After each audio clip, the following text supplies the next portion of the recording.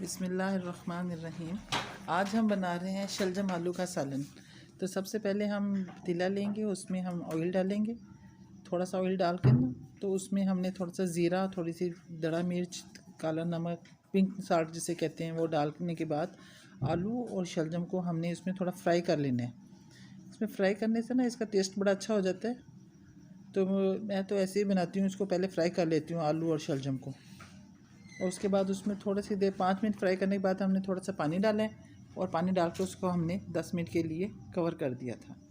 अब हमने इसका ढक्कन उठा के चेक कर रहे हैं तो ये देखें पानी कुछ शलजम में से भी निकला है, तो ये काफ़ी सॉफ्ट हो गए। थोड़ी देर के लिए और रख लेते हैं अभी ज़रा ये। फिर अब हाँ, अब देखें शलजम बिल्कुल टेंडर हो गए हैं, ये नज़र भी आ रहे हैं। मैं आपको चेक भी करवा देती हूँ, ये देखें बिल्कुल कट रहे हैं। बाकी थोड़ा मसाले में भी पकेंगे तो ये बिल्कुल सही हो जाएंगे। अब भाई उनको हम पतीले से निकाल लेंगे सारे शलजमों को। जी, ये ऐसे करके इस तरह किसी बर्तन में। अब फिर हमने घी डाला, इसमें ऑयल डाल लें, कुकिंग ऑयल कोई सा भी। तो ये डाल के अब इसमें मैंने चॉप किया हुआ प्याज डाल दिया।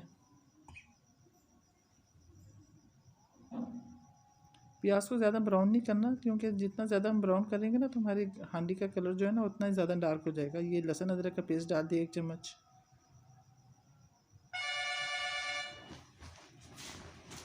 और ये है सब्ज़ मिर्च पिसी हुई, ये भी 1 चम्मच।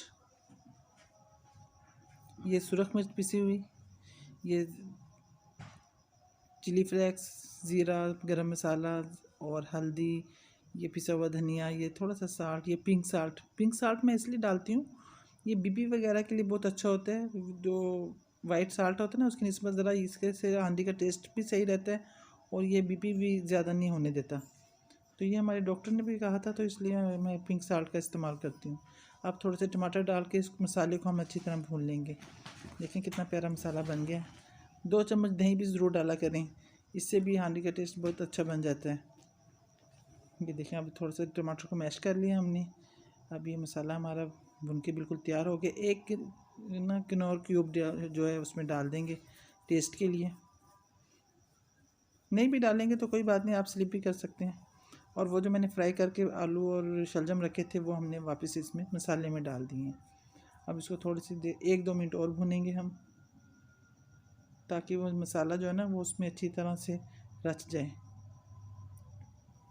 टेंडर तो हुए थे हमारे शलजम, सिर्फ उसमें थोड़ा सा मसाले में उसको ज़रा भूनने के बाद अब हम इसमें इतना पानी डालेंगे जितनी आपने ग्रेवी रखनी है।